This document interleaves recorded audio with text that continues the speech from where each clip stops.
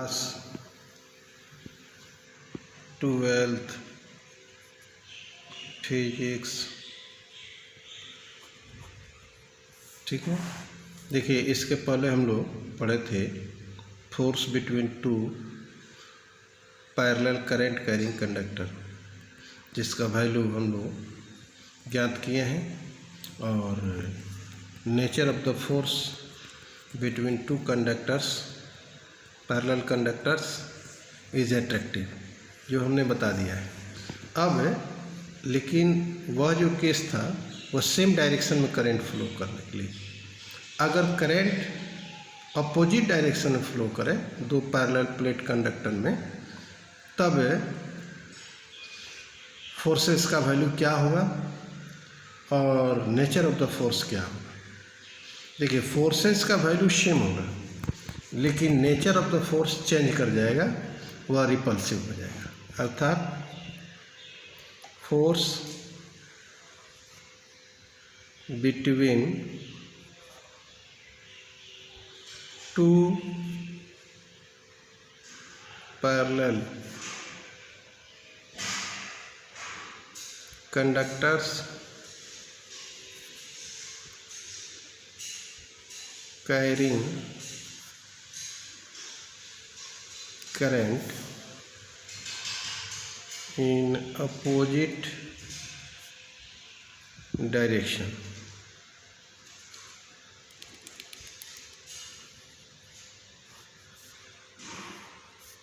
यह बहुत कम पूछता है अपोजिट डायरेक्शन में, इन द सेम डायरेक्शन ही ज़्यादा पूछा जाता है।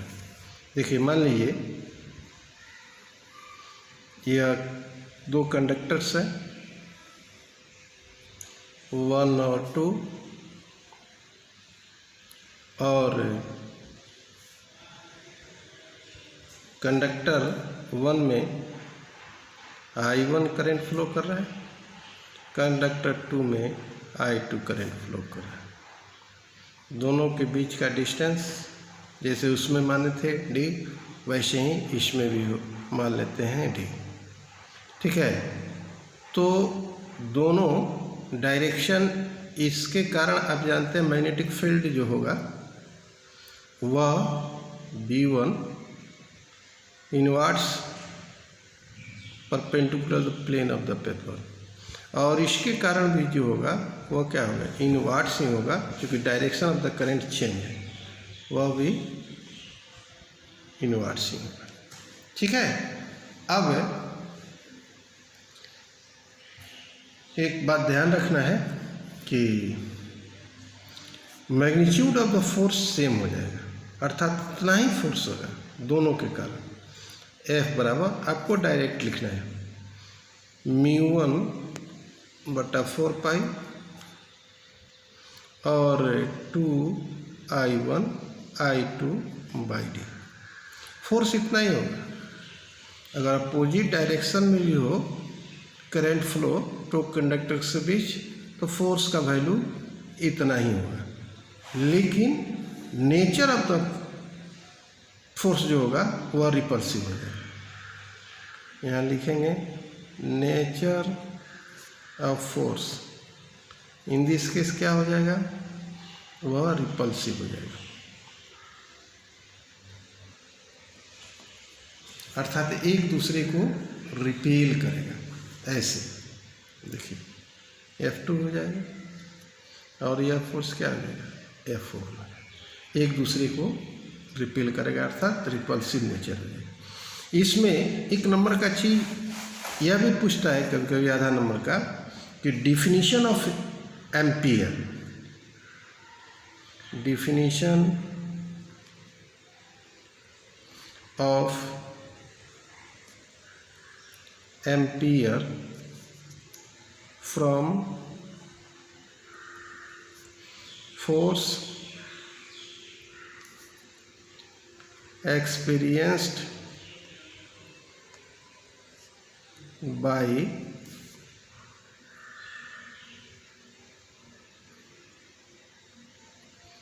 current carrying parallel conductors. पूछता है एग्जाम में कि find the expression force between two parallel conductors, current carrying conductors flowing in the same direction, and also define the ampere from this force expression। तो इस फोर्स का उपयोग करते हुए एम्पियर का आपका डिफाइन करना है। तो देखो, जैसे ये फोर्स क्या है, F बराबर म्यू नॉट बटा 4 पाई 2I1 I2 बाई डी। अब देखिए where d क्या है, where d is the separation between two conductors। ठीक है। अब देखिए, तो यह इफ है, अगर मान लो, तो मान लेते हैं I1 बराबर I2 is equal to 1 ampere मान लेते हैं, और D बराबर 1 मीटर। ठीक है। तो F बराबर क्या होगा, म्यू नॉट का वैल्यू होता है 4 पाई गुने 10 टू द पावर -7 बाई 4 पाई। ठीक है, गुने 2 I1 I2 के जगह पर 1 बाई 1, क्योंकि D का वैल्यू भी 1 है। तो आपको आएगा 2 गुने 10 to the power -7 newton per metre. Length per unit, force per unit length है। तो इससे हम लोग डिफाइन कर सकते हैं कैसे, हैंस डिफिनीशन केवल इसका इतना लिख करके लिख देना, hence ampere is that current which if maintained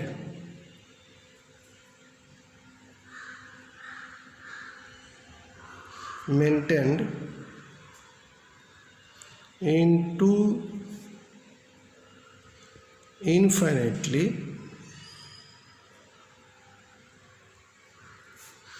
long parallel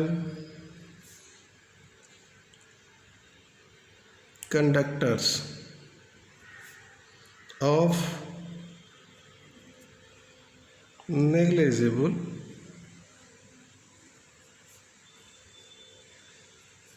negligible cross section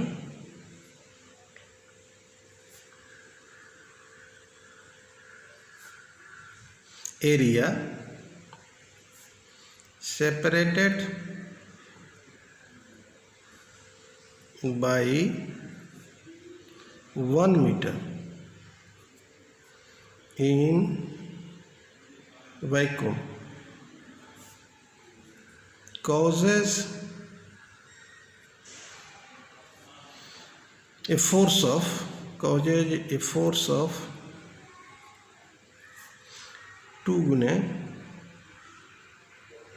10 to the power -7 Newton on each meter of the other wire. कहने का मतलब है कि इसको जो है ऐसे ही इसका डिफिनीशन याद कर लेना है। ठीक है। पूछता है 1 नंबर में, तो देखो इस पर एक छोटा सा हम लोग इस फार्मूला पर न्यूमेरिकल भी देख लेते हैं कि आप कैसे बना सकते हैं। जैसे मान लो आपको फार्मूला पर एक न्यूमेरिकल बता देते हैं। न्यूमेरिकल एक करंट बहुत आसान है, of 10 ampere flows through each of two parallel long wire. The wires are 5 centimeter apart. 5 centimetre दूरी पर एक दूसरे से सेपरेटेड है, अपार्ट है. कैलकुलेट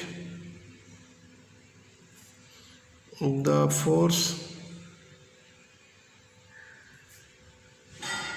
एक्टिंग पर unit length of each wire. ठीक है ना. अब देखिए कह रहा है कि करंट ऑफ इतना ampere flows through each of two parallel long wire. ठीक है, दो वायर से इतना करंट फ्लो कर रहा है. द वायर्स आर 5 सेंटीमीटर पर और 5 सेंटीमीटर की दूरी पर एक दूसरे से सेपरेटेड है. तो फोर्स आपको कैलकुलेट करना है. तो देखिए आई इसमें दे दिया है I1 और I2 का वैल्यू दे दिया है. सेम करंट है 10 एम्पियर. R बराबर दे दिया है आपको 5 सेंटीमीटर. तो 5 गुने 10⁻² मीटर कर देते हैं. ठीक है ना.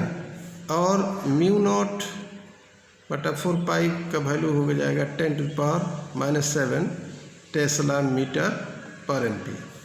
सबका वैल्यू रखते हो तो F बराबर आ जाएगा 10⁻⁷. ये फार्मूला लिख देते हैं. μ0 बटा 4π 2I1 I2 बाई यहाँ D मान लें D. तो यह इसका वैल्यू हो जाएगा आपको पूरे का 10⁻⁷. 2I1 I2 का वैल्यू हो जाएगा 10. ठीक है, फिर I2 का वैल्यू 10 और D का वैल्यू जो है 5 गुने 10⁻² हो जाएगा. ठीक है, तो F बराबर इसको कैलकुलेट करोगे मान कट उठ जाएगा, जैसे कट गया 2. ठीक है, ऊपर जाएगा तो 10⁻⁴ या 5 आ जाएगा. तो हो जाएगा 4 गुने 10⁻⁴ न्यूटन पर मीटर. अर्थात फोर्स पर यूनिट लेंथ हमको निकालना था, इसलिए न्यूटन पर मीटर इसका हम लोग लिखें. ठीक है.